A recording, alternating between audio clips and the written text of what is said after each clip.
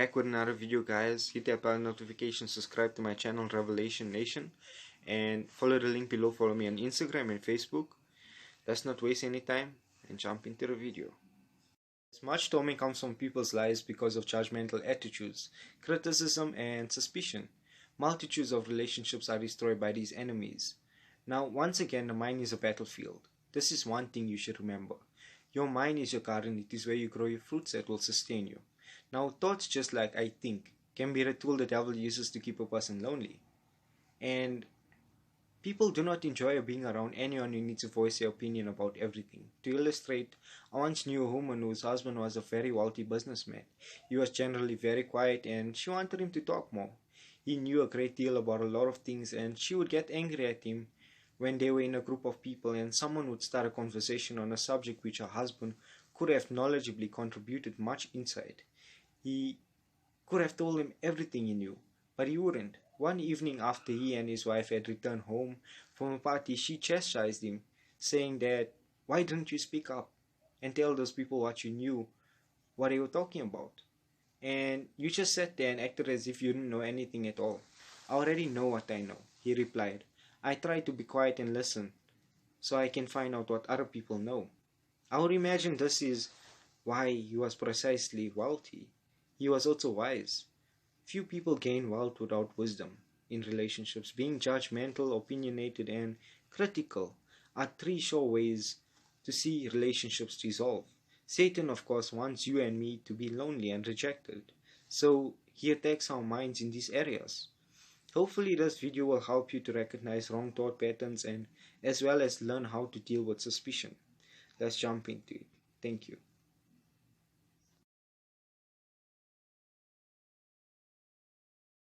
Judging defined. God is the only one who has a right to condemn or sentence. Therefore, when we pass judgment on another, we are in a certain sense setting ourselves up as God in his life. I don't know about you, but that puts a lot of godly fear in me. I have a lot of nerve, but I am not interested in trying to be God. These areas were once a major problem in my personality, and I believe I will be able to help you and share some things with you that God has taught me. Now, criticism and opinions and judgment all seem to be relatives, so we discussed them together as one giant problem. I was critical because I always seemed to see what was wrong first instead of what was right. Some personalities are given this fault than others. Some are more jovial personality types that do not want to see anything but happy things in life, so they really don't pay much attention to things that could spoil their enjoyment. The more controlling personality often sees what is right. Generally, people with this type of personality are generous in sharing their negative opinions and outlook with others. We must realize that we have our own way of seeing things, and we like to tell people what we think. And that is exactly the point. What I think may be right for me, but necessarily not right for you, and vice versa. We all know, of course, that "thou shalt not steal." Now, this is right for everyone, but I'm speaking here of the thousands of things we encounter every day. There are neither right nor wrong, necessarily, but are simply personal choices. I might add that these are choices people have the right to make on their own without any outside interference. Let me give you a scenario. A husband named John and his wife Ashley are extremely different in their approach to many things. Example, decorating a house would be one of those things. It isn't that they don't like anything the other one chooses, but if John seems to always like one thing and Ashley likes something else, why? Simply because they are two different people. Both their opinions are just as good as the other. They are simply different. It took Ashley years to understand that there wasn't something wrong with John just because he did not agree with her, and of course she usually let him know that she thought there was something wrong with him because he did not share her opinion. Obviously her attitude caused much friction between them and hurt their relationship.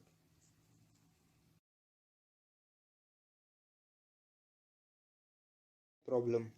In Romans 12 verse 3 it says, "I want everyone among you not to estimate himself and think of himself more highly than he ought to be." meaning not to have an opinion of our own importance, but to rate our ability with a sober judgment, according to the degree of faith apportioned by God to us. Now, judgment and criticism are fruits of a deeper problem: pride. When I in us is bigger than it should be, it will always cause the kinds of problems we are discussing. Now, the Bible repeatedly warns us about being high minded. Whenever we excel in an area, it is only because of God, and He has given us a gift of grace for it. If we are high minded or exaggerated opinion of ourselves, then it causes us to look down on others and value them as less than we are. This type of attitude or thinking is extremely detestable to the Lord, and it opens many doors for the enemy in our lives.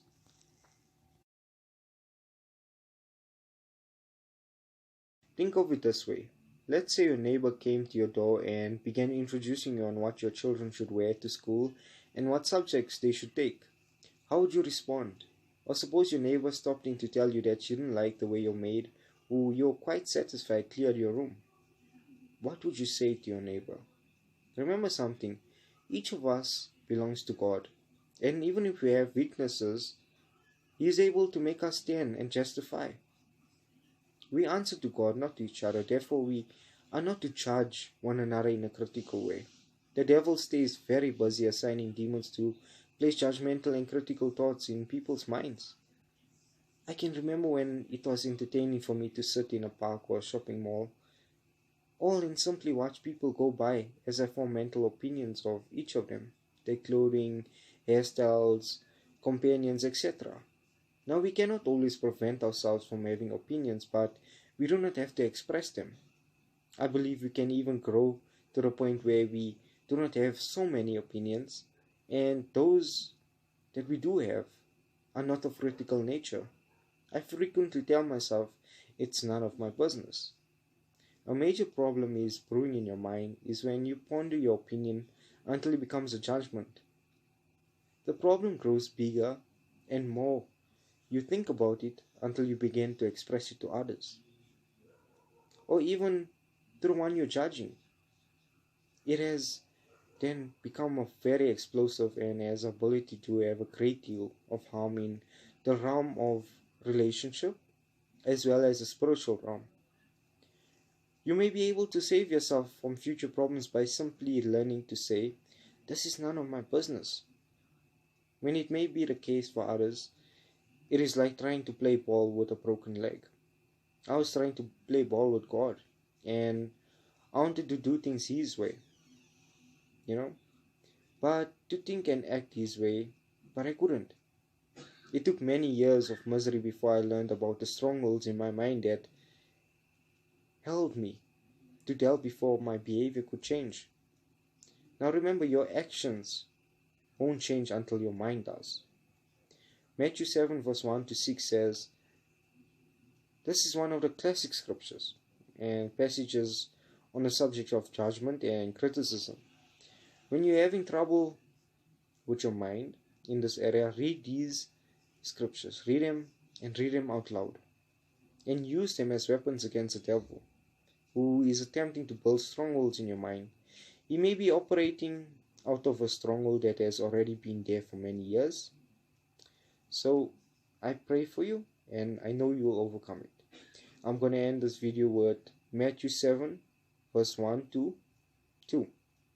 Do not judge and criticize and condemn others, so that you may not be judged and criticized and condemned yourselves. For just as you judge and criticize and condemn in accordance with the measure you use to deal to others, it will be dealt out again to you. Alright? I will talk to you in another video. Stay blessed.